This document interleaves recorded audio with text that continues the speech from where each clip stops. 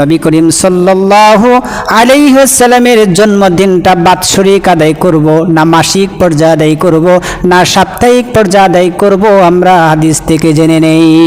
রাসূল করিম সাল্লাল্লাহু আলাইহি ওয়াসাল্লামের জন্মদিবস আমরা কি বাৎসরিক আদায় করব নাকি সাপ্তাহিক করব নাকি মাসিক করব, আমরা হাদিস থেকে নেই।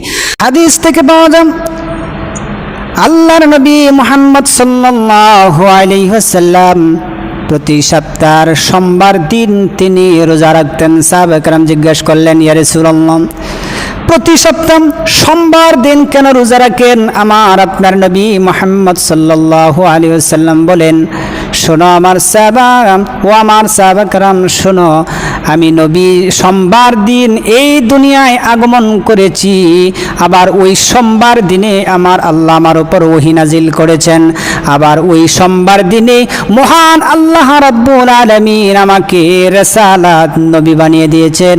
এই জন্য আমি আমার জন্মতে খুশি হয় আমি রাসূল সাল্লাল্লাহু আলাইহি ওয়াসাল্লাম প্রতি সপ্তাহ সোমবার দিন আমি রোজা রাখি। ও নবীর ভক্ত, নবীর আশিকরা, শোনো, যারা তোমরা নবীর জন্মদিনে খুশি হতে চাও তাহলে বলো বাৎসরিক পর্যায়ে নয়, বরং প্রতি সপ্তাহ সোমবার দিন রোজা রাখা দরকার আছে না নাই? তাহলে সোমবার দিন রোজা, তাহলে মাসে কয়টা? 4টা। তাহলে বছরে 48টা রোজা রাখার প্রয়োজন। জন্মদিন উপলক্ষে রসুলের জন্মতে খুশি হলে আপনারা 48টা রোজা রাখেন, কিন্তু আপনারা রোজা রাখেন নাই এবং রসুলের জন্মদিন পালন করেন কিভাবে?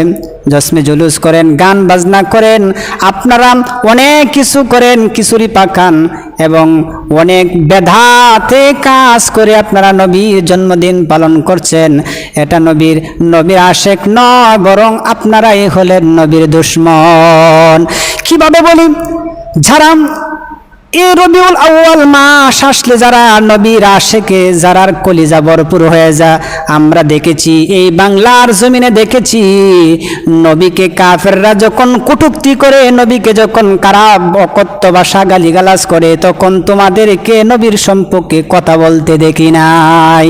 তা থেকে প্রমাণ হয়ে যান যে তোমরা নবীর আশিক এবং তোমরা নবীর মিলাদের জন্য তোমরা 12 রবিউল আউয়াল তোমরা উৎসব পালন করো না, বরং তোমরা 12 রবিউল আউয়াল তোমরা উৎসব পালন করো জিলাপির আশিক হয়ে, নবীর আশিক হয়ে নয়। ঠিক কিনা বলেন?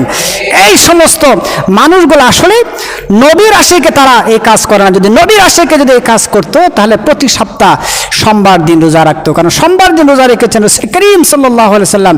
তাহলে নবীকে যদি ভালোবাসেন প্রতি সপ্তাহ সোমবার দিন নবীর জন্ম উৎসব পালন করেন। কিন্তু এই কথা বলতে গেলে কয়জন আশিক বাংলাদেশে খুঁজে পাওয়া যাবে? পাবেন? একটা আশিকও খুঁজে পাওয়া যাবে না।